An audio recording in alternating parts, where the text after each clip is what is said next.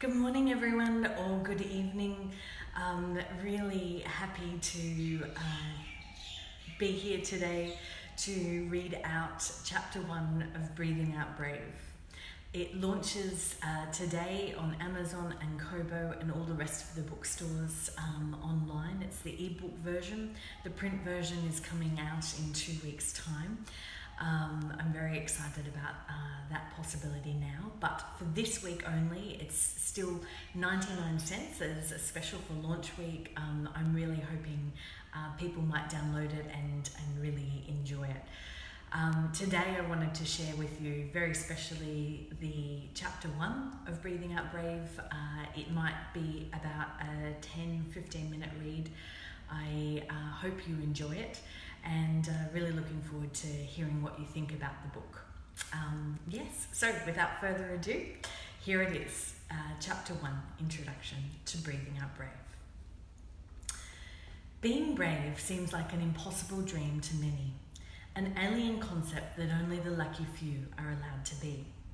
It might take years for someone to finally build up the courage to end an unsatisfying relationship, quit that dreary job, or move to a warmer location. Some never do. They let their rationale of why they can't win. Cannots are convenient. Emotionally, they provide comfort, just like sameness. If we continue to do things that are expected of us, or that we expect of ourselves, life can go on as it always does. The secureness in the same feels good. Our safety net. Until it doesn't. Have you struggled with articulating your needs, your perspectives, your truths to friends, families, colleagues, acquaintances, or even strangers? Have you thought about doing something new but think that it seems more to be in the realms of your favourite superhero series? Does the future concern you? Do you understand your relationship dynamics? Are you unsure of how to get through the continuing rejection of similar conversations, repetition of similar conversations? Do you feel like there is nothing that you can do to find a way through? Do you wonder why you get the same types of bosses and colleagues over and over again, or struggle with doing or finding work that is really fulfilling to you? Do persistent thoughts and emotions pester you at night? Would you like to feel lighter about every aspect of your life? Would you like to feel more in control? Would you like to feel that your desires and dreams are possible for you to attain, and that you can begin to step forward towards them confidently? If you've picked up this book, you're probably interested in developing more courage and confidence in some or all aspects of your life. And you'd like to know what it feels like to embrace your inner power and do the things that you've had in the back of your head, the ones that have been nagging at you for years, the ones that you've kept on pushing down with excuses and rationalization. You know that excuses and rationalization only go so far. However, stepping out or into what you truly want seems impossible. I know that feeling. I grew up in a lower socioeconomic household in several cities and towns across Australia where constant change and abuse was my reality. The abuse I suffered was well hidden behind God, the church, my caregivers, and me. I kept secrets, a lot of them. The burden of keeping those secrets was sometimes even greater than the secrets themselves. I was a little adult before I could even speak. Taking on the role of parent and mediator in my broken family was something I gripped onto like a dog trying to hold a paddleboard. And add to this bags of she's not very bright, and at least she's good at cleaning, and what you've got is a child with multiple complexes and no ability to speak up or decides what's best for herself. Fear of not being good enough to achieve anything plagued my body and gave rise to circular thoughts. But that is not what I showed to the outside world.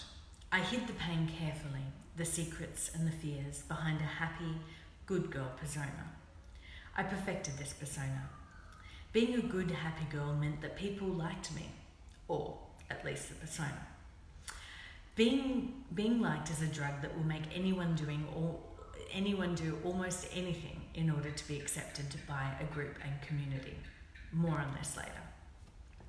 So the good girl thought that if she could study hard, lock herself into the library at school, that maybe, just maybe, she would become a home economics teacher. Applying what little wit she had and hours of extra study, she got the grades to get into law school. This was no less than a miracle in her deepest thoughts. Entering law school, I knew that I wasn't smart enough to be there. I felt like a fraud going to the classes with all these super intelligent people around me.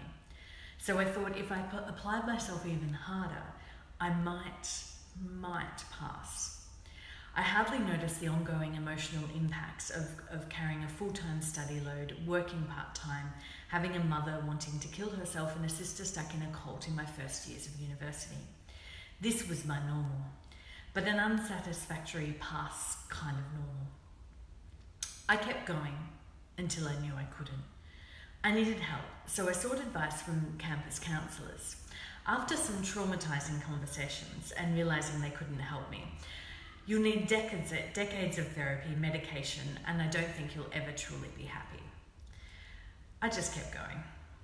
More years of bearing the feelings and the secrets. 4 years into my double degree, I couldn't take the stress anymore.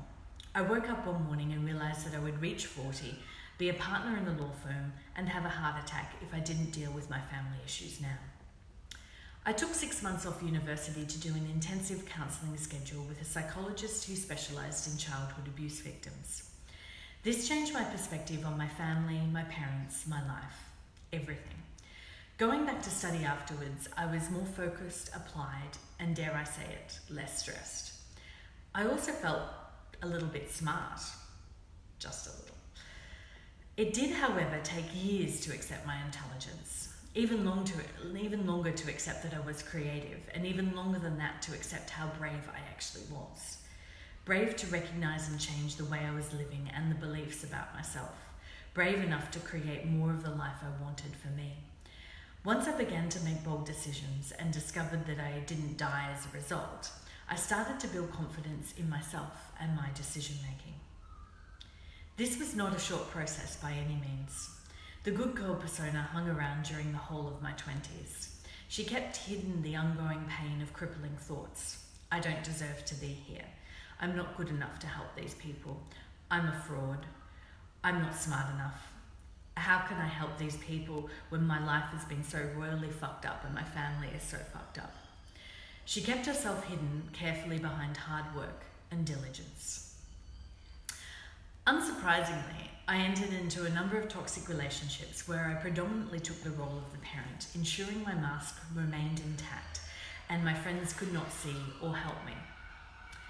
I clung to the idea of being in a successful relationship, despite the ongoing pain that the relationships caused me.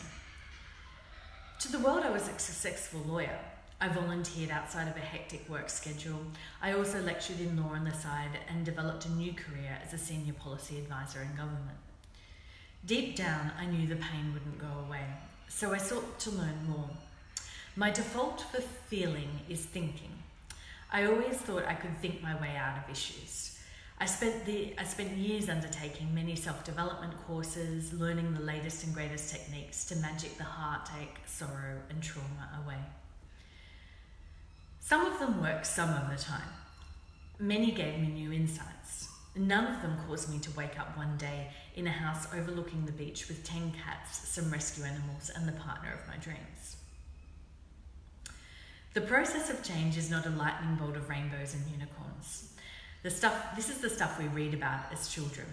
As we grow up, we learn that conscious change takes time and patience, mostly with ourselves. Over a period of about 15 years, working persistently with self-help books, attending courses, undertaking more therapy, I came to realise a substantial shift in who I was. My new reality was a baseline of lightness, ease, depth, confidence, and an awareness I hadn't experienced before.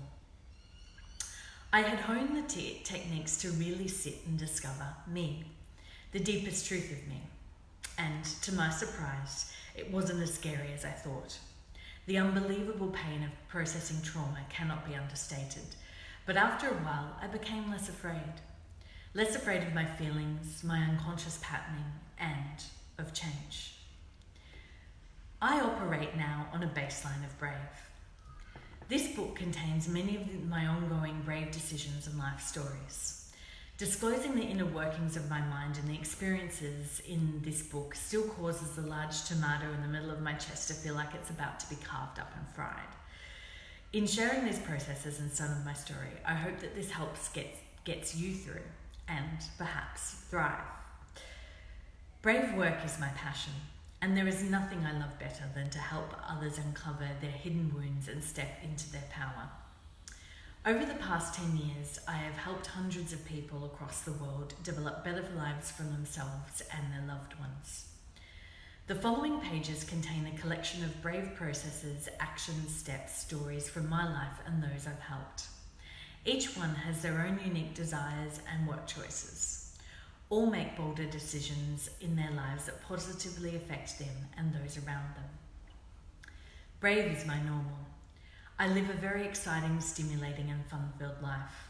It is far from typical, and through continuing to bravely step into my unknown, I've created and continue to create authentic, deep, joyful life for me.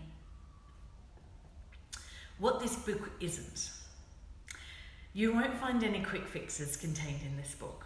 It's not a book of affirmations and positive sayings that will whisk everything into your life into a perfect fluffy meringue if you repeat them long enough. This book also doesn't contain the syrupy addiction of just think positive and it will be all right. That technique only lasts for so long, until you realize that something deeper needs to be explored and healed in order for you to feel a genuine level of contentment or happiness. You'll also find no mention of turning your troubles over to God, Allah, Buddha, Shiva in this book, or the universe. I'll leave that in your capable hands. What this book is. This book is a series of tried and tested processes, tools and techniques that I continue to use in my life and help others apply to theirs. Reading and applying the practices contained in this book over a sustained period of time, you'll be enabled to transform your relationships, your self-esteem and identity, your work, your passions, your thoughts, and most importantly, your emotional world. This book is broken up into 7 parts. We work through them in order, or if there is a pressing issue, you can flip between the sections. The first part defines bravery and what you already do. The second part focuses in on you and understanding your internal world, where you meet your unconscious and explore deeper levels of honesty. It finishes with how to identify and expand your gifts. Relationships are the focus of the third part, delving deep into the dynamics of human interactions and giving you practical strategies that you can apply to any conversation. Part 4 narrows on the specifics of workplace operations and culture and how you can navigate this better, or move out of the traditional 9-to-5 job. Exercises and simplicity are the focus of part 5, creating a lighter, freer mind, thoughts and environment for you. Extending your thinking and application into the world around you is contained in parts 6 and 7, with useful decision-making strategies and ways in which you can practically move forward from now. And I'm excited for you. Let's do this. So that's the end of chapter 1. I hope you enjoyed this first introductory chapter. I am really looking forward to hearing your thoughts on the book, how you feel about it, and if you've got any feedback, I'm very open to hear it. If you've got any questions on what I just read out or anything in the book, really happy to answer anytime. Just message me, post questions on this Facebook Live group down here, and I will answer them. Just to remind you that it's only 99 cents just for the rest of this week. I really want everyone to have access to it now, and I really hope it's very useful for you as we're moving forward during this interesting and challenging time in the world. Thank you so much, everyone, and wishing you really well, and deep gratitude and thanks from me. Mwah. Mwah.